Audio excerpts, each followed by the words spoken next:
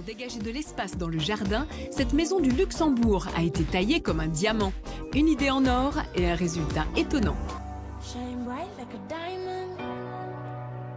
C'est un diamant posé au Grand-Duché de Luxembourg. De la rue, la maison affiche pourtant une certaine discrétion. C'est en passant par le jardin qu'on découvre une façade angulaire. Et puis ce mur incliné, objet de toutes les interrogations.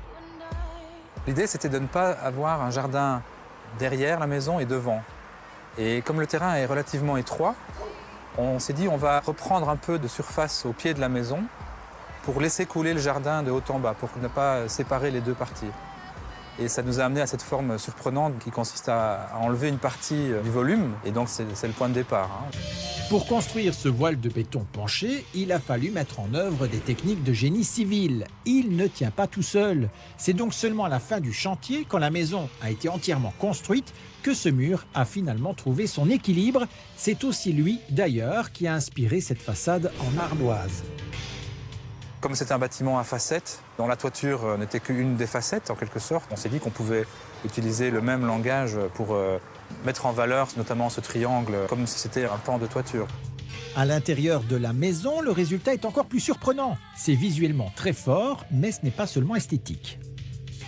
En fait, c'est un mur qui ouvre l'espace. Ça nous permet d'avoir donc un vide, et c'est un vide qui est beaucoup plus ouvert que si vous avez un vide traditionnel avec un mur qui monte à 90 degrés en fait.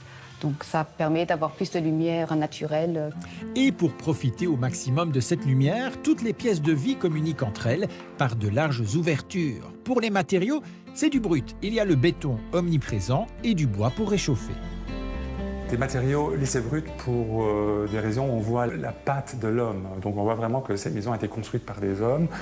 On voit quelques défauts qui sont aussi, je pense, les atouts de cette maison.